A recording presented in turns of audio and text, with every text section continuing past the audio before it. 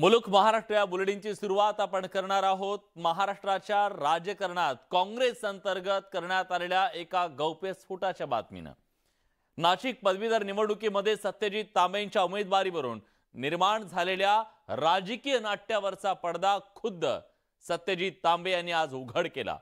प्रदेशाध्यक्ष नाना पटोले आणि प्रदेश काँग्रेसवर सत्यजित तांबेंनी गंभीर आरोप केले।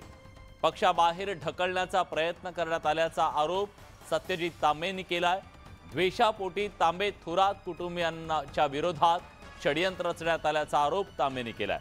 हेतुपूर्वक चुकीचे एबी फॉर्म देण्यात आले आणि ही माहिती प्रदेश काँग्रेसने का दडवली असा सवाल तांबेंनी उपस्थित केलाय। उमेदवारीला बाळासाहेब थोरात यांची संमती होती हे सांगायलाही तांबे विसरले नाही।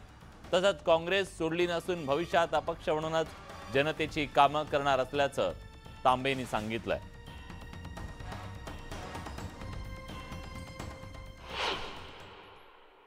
ज्यावेळेस आम्ही फॉर्म भरायला सुरुवात केली आणि पाकिट फोडलं त्यावेळेस लक्षात आलं की हे जे दोन कोरे एबी फॉर्म आपल्याला देण्यात आलेले आहेत हे चुकीचे आहेत आणि हे एबी फॉर्म नाशिक पदवीधर मतदारसंघाचे नाहीच अशी धक्कादायक माहिती आमच्या समोर त्या ठिकाणी 11 तारखेला दुपारी आली। एक आहे औरंगाबाद शिक्षक मतदारसंघाचा एबी फॉर्म सहीच आहे अध्यक्षांच्या आणि दुसरा आहे नागपूर शिक्षक मतदारसंघाचा। शेवटी माझ्याकडे पर्याय नसल्यामुळे मी इंडियन नॅशनल काँग्रेस नावानीच फॉर्म भरला होता। मी अपक्ष फॉर्म भरला नाही, मी इंडियन नॅशनल काँग्रेस नावानीच फॉर्म भरला, परंतु मी एबी फॉर्म जोडू न शकल्यामुळे तो माझा अर्ज अपक्ष म्हणून कन्वर्ट झाला। मी अपक्ष निवडून आज आलेलो असल्यामुळे मी अपक्षच भविष्यामध्ये राहील अशी माझी भूमिका आहे। लोकहिताची कामं करण्यासाठी मी वेळोवेळी जे सरकार असतील त्या सरकारांकडून मदत घेईल, त्यांच्याकडे जाईल, विरोधी पक्ष नेत्यांकडेही जाईल, सगळ्यांकडे जाईल। मी त्यांना भेट घेईल, देवेंद्रजींकडे जाईल, त्यांचं मार्गदर्शन घेईल, अजितदादांकडे जाईल, त्यांचे मार्गदर्शन घेईल, थोरात साहेब आहे त्यांचे मार्गदर्शन घेईल, सगळ्यांचं मार्गदर्शन मी घेईल। विचाराची लढाई विचाराने करता येईल, परंतु त्यासाठी एकमेकाचे पाय अडवण्याचं काम करायचं नाही। म्हणजे खरं तर आता काँग्रेसनी एक उपक्रम चालू केलाय, हात से हात जोडो काहीतरी उपक्रम चालू केलाय, पण जोपर्यंत पैर से पैर अटकाने का काम चलेगा तब से हात जोड़ के कुछ नहीं होगा। सत्यजित तांबेंनी केलेल्या गंभीर आरोपांवर महाराष्ट्र काँग्रेसचे प्रदेशाध्यक्ष नाना पटोलेंनी प्रतिक्रिया दिली आहे। माझ्याकडे सुद्धा खूप मसाला आहे, वेळ आली की सर्व बाहेर काढणार असा इशारा नाना पटोलेंनी दिलाय। तसंच अजित पवारांनी सत्यजित तांबेंच्या घरातील भांडणं चव्हाट्यावर आणली असा खळबळजनक आरोपही नाना पटोलेंनी केलाय।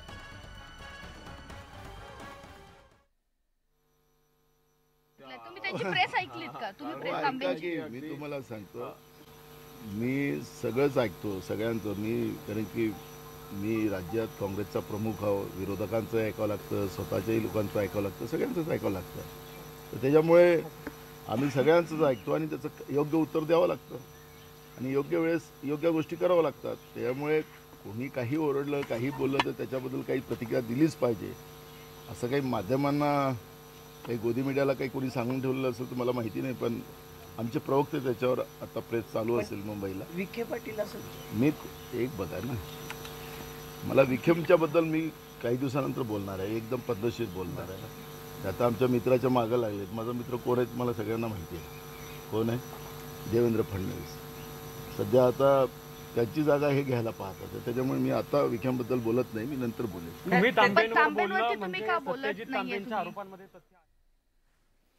नाशिक पदवीधर मतदारसंघाच्या उमेदवार शुभांगी पाटील यांनी आज ठाकरेंच्या पक्षात प्रवेश केला। पक्षाचे प्रमुख उद्धव ठाकरेंच्या उपस्थितीत त्यांनी मातोश्रीवर जाऊन कार्यकर्त्यांसह शिवसेनेत प्रवेश केला। नुकत्याच पार पडलेल्या पदवीधर मतदारसंघाच्या निवडणुकीत शुभांगी पाटील पराभूत झाल्या।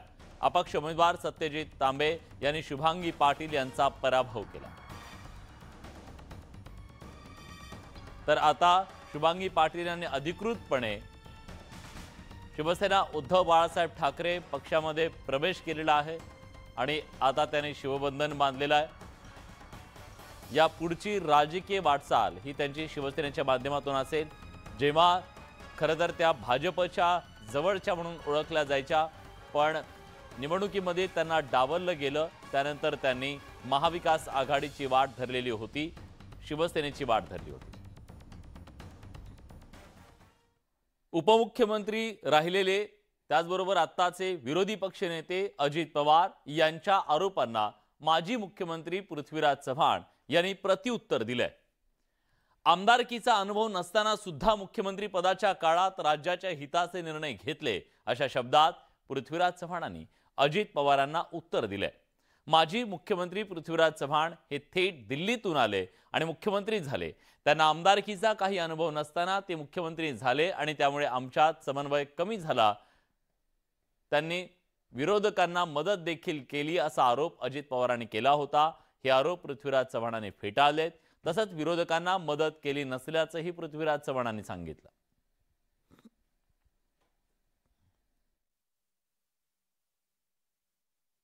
गेले असते तर ट्रॅफिक जास्त आहे म्हणून विमानतळावर सांगितलं.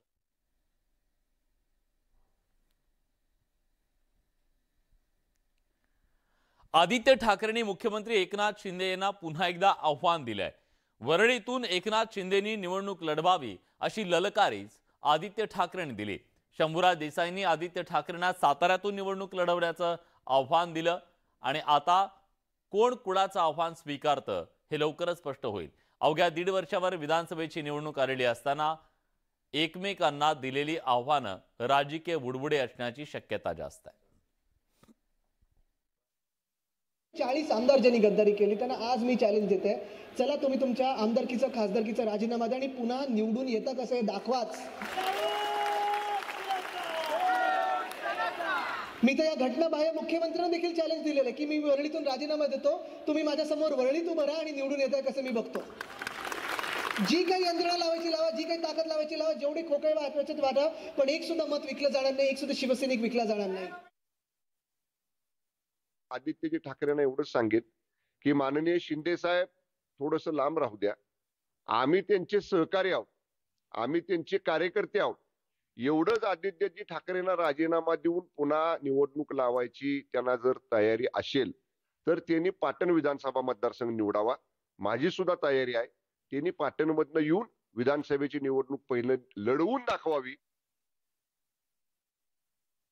खरं तर आव्हान देण्याची काही गरज नाहीये. जर तुमची एवढीच इच्छा असेल तर शिंदे साहेबांचे जे कट्टर शिवसैनिक आहेत आमच्यासारखी लोक ते तयार आहेत तुमच्या बरोबर लढायला. परंतु आदित्यजी, याच्या आधी मला काही तुम्हाला प्रश्न विचारायचे. माननीय आदित्यजी, आपण वरळी A+ करायला निघालात. त्या वरळीमधून आपल्याला 6,000च्या वर नोटाची मतं मिळालेली आहेत हे आपल्याला माहिती असेलच.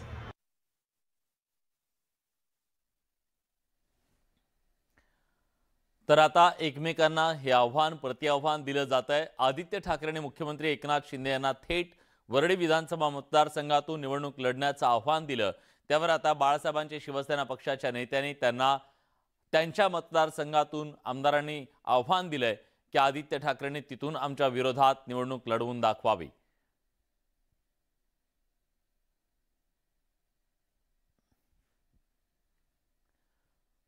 मुंबई महानगरपालिकेच्या अग्निशमन दलाच्या भरतीत वशिलेबाजी सुरू असल्याचा आरोप करण्यात येतोय. या विरोधात दहिसरच्या अग्निशमन दलाच्या केंद्राबाहेर तब्बल 2,000 उमेदवार मुलींनी आंदोलन केलं. पण आंदोलक मुलींच्या शंकेचं निरसन करण्याच्या ऐवजी प्रशासनानं पोलिसांद्वारे त्यांच्यावरती लाठीचार्ज केल्यानं एकच गोंधळ उडाला आणि आज त्यामुळे हे सगळं चित्र महाराष्ट्राच्या समोर गेलं. मागितली नोकरी मिळाल्या लाठ्या, भरतीसाठी आलेल्या मुलींवर लाठीचार्ज, अग्निशमन दलाच्या भरतीतील प्रकार, अग्निशमन भरतीत वशिलेबाजीचा आरोप, पोलिसांच्या लाठ्या खाणाऱ्या या मुली नोकरीचं स्वप्न घेऊन मुंबईत आल्या होत्या. पण मागितली नोकरी आणि मिळाल्या लाठ्या काठ्या असं म्हणण्याची वेळ या मुलींवर आली आहे. मुंबई महापालिकेच्या अग्निशमन दलासाठी दहिसरमध्ये भरती प्रक्रिया सुरू आहे. एकूण 960 जागांसाठी ही भरती होते. पण याच भरतीत वशिलेबाजी होत असल्याचा आरोप करत शनिवारी तब्बल 2,000 मुलींनी दहिसर अग्निशमन दलाच्या केंद्राबाहेर आक्रमक आंदोलन केलं. पण या मुलींच्या शंकांचं निरसन करण्याऐवजी प्रशासनानं आंदोलक मुलींवर पोलिसांकरवी लाठीचार्ज केल्यानं एकच खळबळ उडाली.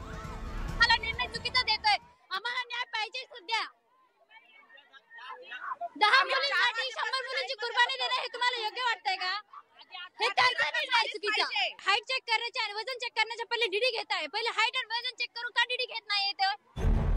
या भरतीसाठी राज्यभरातील विविध जिल्ह्यांमधून जवळपास 2,500 ते 3,000 मुली दहिसर मध्ये दाखल झाल्या होत्या. मुलींकरता या भरतीमध्ये 162 सेंटीमीटर उंची आवश्यक आहे. मात्र 163 आणि 164 सेंटीमीटर उंची असलेल्या उमेदवाराला देखील बाहेर काढलं जात असल्याचा आरोप या मुलींनी केला. तिथे जे हाईटचं जे लावलेलं आहे ना, त्या हाईटचं मीडियावाल्याला घेऊन जाऊन पुन्हा एकदा चेक करा. ते 160.5 बिलकुल निघणार नाही. ते जर 160.5 जर निघालं ना, तेवढं जरी निघालं तर आम्ही चाललो जाऊ रिटर्न. मोठ्या प्रतीक्षेनंतर सुरू झालेल्या या भरतीतही काही अधिकारी कर्मचाऱ्यांकडून वशिलेबाजी सुरू असल्याचा आरोप झाल्यानं अग्निशमन दलाच्या भरतीत खरंच अनागोंदी सुरू आहे का, याचा तपास आता शासन स्तरावरून करण्याची गरज निर्माण झाली आहे. मुंबईहून रुचा कानोलकरसह ब्युरो रिपोर्ट, न्यूज 18 लोकमत. प्रशासनाला एकच सांगायला हवं, हे वागणं बरं नव्हतं. फुकट ते पौष्टिक हे तुम्ही कधी ऐकले का? नसेल ऐकलं तर आता प्रत्यक्ष बघा. कोल्हापुरातल्या पोईखेडीमध्ये शीतपेयांचा ट्रक उलटला आणि मग काय, तिथं एकच झुंबड उडाली. त्यासाठी हा रिपोर्ट बघा. बड़ा पैसा मत करिए, ठंड रखिए, ठंड रख. जाहिरातीत म्हटल्याप्रमाणे थंड रख म्हणत गावकऱ्यांनी लुटालूट केली. ट्रक पलटी, घोडे फरार आणि कोल्ड्रिंक्स पळवापळवीची बहार, असं हे चित्र सकाळी सकाळीच पाहायला मिळालं. कोल्ड्रिंकचा ट्रक पलटी झाल्याची माहिती मिळताच पंचक्रोशीतले नागरिक लगबगीनं घटनास्थळी दाखल झाले. प्रत्येकानं यथाशक्ती कोल्ड्रिंकचे रॅकेट पळवले. पण या काकांना जास्त मोह नव्हता, त्यामुळे त्यांनी एका हातात 3, दुसऱ्या हातात 2 बाटल्या घेऊन काढता पाय घेतला. तर दुसरीकडे या पठ्ठ्यानं उलटलेल्या ट्रकवर उभं राहून कोल्ड्रिंकचा कॅरेट हस्तगत केला. त्याच वेळी दोघांनी बाईकवर व्यवस्थितपणे 2 कॅरेट बसून रस्ता धरला आणि या छोट्यानं तर हातात लाल पिशवी घेऊन खारीचा का होईना पण वाटा उचलत कोल्ड्रिंक लगबगीनं घरी नेलं. खरी कमाल तर मोपेडवाल्यानं केली. मोपेडचा जीव छोटा असून त्यावर कोल्ड्रिंकचे 4 बॉक्स बसवण्याची मोठी किमया या महाशयाने केली. एकमेकांच्या वाहनांना मदत करत बॉक्स पळवत ऐन सकाळीच ग्रामस्थांनी धमाल उडवून दिली. त्या ठिकाणी सकाळी काही हुल्लडबाजांनी किंवा रस्त्यावरून येणं जाणाऱ्यांनी शीतपेयाच्या बाटल्या घेऊन गेलेल्या आहेत, अशा पद्धतीचा प्रकार घडलेला आहे. त्या अनुषंगाने सदर ठिकाणी आम्ही स्टाफ ठेवलेला आहे आणि जर त्यांची काही तक्रार वगैरे असेल तर त्या अनुषंगाने तक्रार घेऊन पुढील तपास करण्याची आम्ही तपास करीत आहोत. मात्र अपघातग्रस्तांना मदत करण्याचं सौजन्य एकानंही दाखवलं नाही. ज्ञानेश्वर साळोखे, न्यूज 18 लोकमत, कोल्हापूर. कोकणातल्या आंगणेवाडीच्या भराडी देवीच्या यात्रेमध्ये दरवर्षीप्रमाणे सर्वसामान्य भाविकांप्रमाणे राजकारण्यांची सुद्धा मांदियाळी पाहायला मिळते. मात्र भराडी देवीचा आशीर्वाद कुणाला मिळणार याची उत्सुकता आहे. पाहूया या संदर्भातला खास रिपोर्ट. आंगणेवाडीच्या यात्रेत राजकारण्यांची जत्रा. राजकीय पादत्राणा बाहेर काढून पुढारी मंदिरात. भराडी देवीचो आशीर्वाद कोणाक? नवसाक पावणारी देवी म्हणजे आंगणेवाडीची भराडी देवी. आज भराडी देवीची जत्रा असा. लाखो भाविक आपली मनोकामना पुरी होण्यासाठी आंगणेवाडीकडे पोहोचलेत.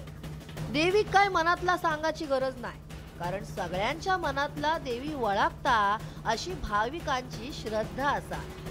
आई भराडीकरी देवीकडे काही मागणं हे आजपर्यंत संयुक्तिक नव्हतं, आम्ही कधी केलं नाही.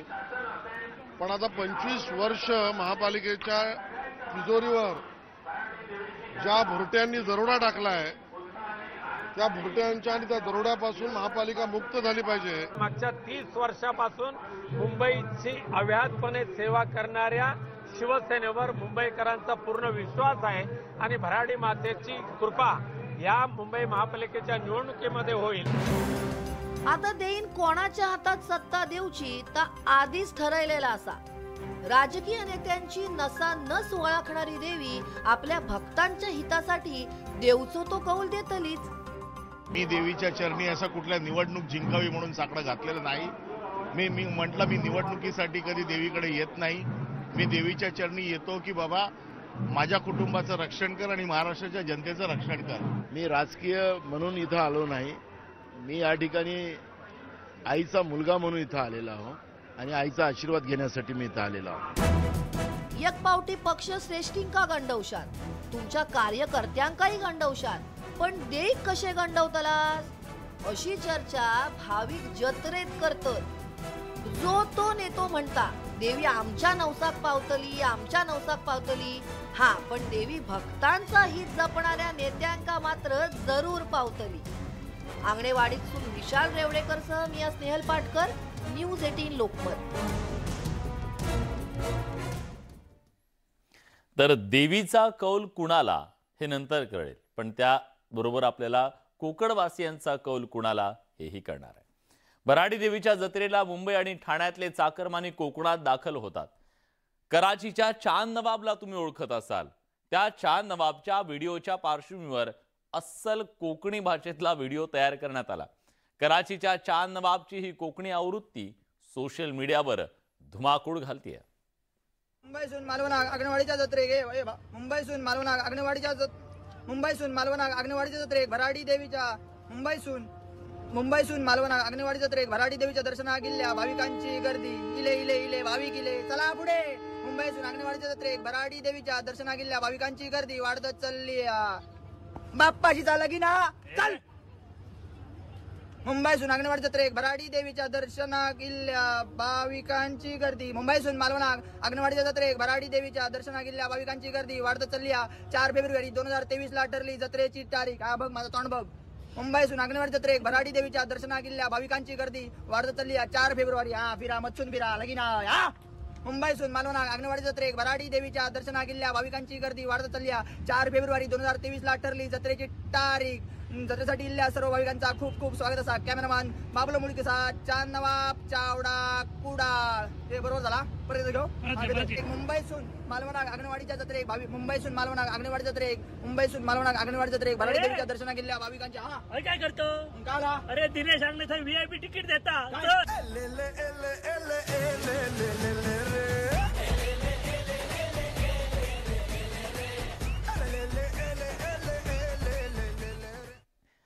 याच सगळ्या घडामोडींसोबत मुलुक महाराष्ट्र या बुलेटिनमध्ये आपण इथेच थांबतोय. ब्रेक नंतर आपण जाणून घेणार आहोत महाराष्ट्रातल्या गावगावची बित्तम बातमी.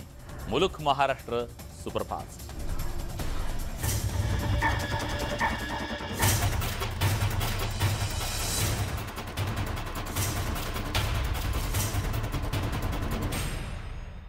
सांगितलं की चीनी गुप्तहेर